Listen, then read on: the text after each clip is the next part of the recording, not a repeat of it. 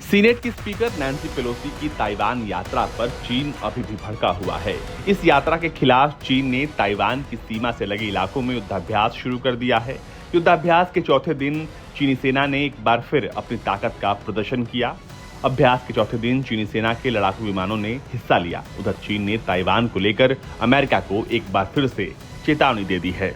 चीनी अखबार global times ने अपने संपादकीय में लिखा है कि चीन और अमेरिका के रिश्ते वन चाइना पॉलिसी पर आधारित है। जब ये आधार टूटेगा तो पृथ्वी कांप जाएगी और पहाड़ हिलने लगेंगे।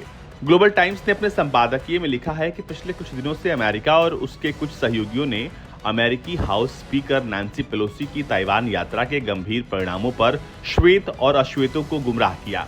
इन देशों ने चीन पर सैन्य अभ्यास और प्रशिक्षण गतिविधियों को गलत फैसले से जोखिम बढ़ाने का आरोप लगाया, साथ ही चीन के जवाबी कदमों को गैर जिम्मेदार बताया। ग्लोबल टाइम्स ने आगे लिखा है कि उनके ऐसे बयान मानो वे दुनिया की पुलिस हो।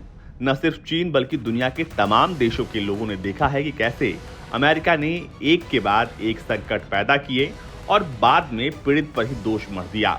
मौजूदा हालात के लिए पेलोसी और अमेरिका के नेता जिम्मेदार हैं।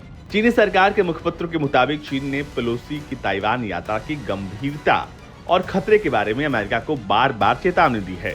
साथ ही चीन ने पहले भी अत्यधिक कूटनीतिक प्रयास किए हैं, लेकिन अमेरिका ने बात नहीं मानी है और अपने तरीके से चला गया है। इतना ही नहीं, जानबूझकर चीन को नजरअंदाज भी कर दिया गया। ग्लोबल टाइम्स के मुताबिक अब वे चीन के बारे में दुर्भावनापूर्ण रूप से शिकायत करके जनता की राय में हेरफेर कर रहे हैं। क्या ये कदम चीन के दृढ़ संकल्प और इच्छा को कम आंकने जैसा नहीं है? ग्लोबल टाइम्स ने यह भी लिखा है कि उदाहरण के लिए अमेरिका चीन पर क्षेत्रीय शांति और स्थिरता को कम करने और सैन्य धमकी के आधार पर ताइवान की स्थिति में बदलाव का आरोप लगा रहा है। अमेरिका ने जबरन तर्क को पूरी तरह से लागू कर दिया है।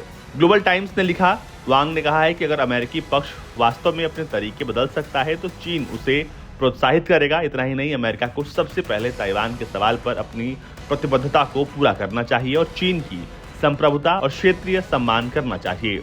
चीन सरकार के मुखपत्र के मुताबिक अमेरिका और चीन के रिश्तों का मुख्य आधार चीन की वन पॉलिसी है। जब यह आधार टूटेगा तो धरती हिल जाएगी और पहाड़ कांप जाएंगे।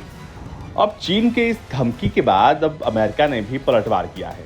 अमेरिका ने साफ कर दिया है कि उनको पता है कि चीन ज्यादा कुछ नहीं कर पाएगा, बस वो ऐसे ही बोलता रहेगा।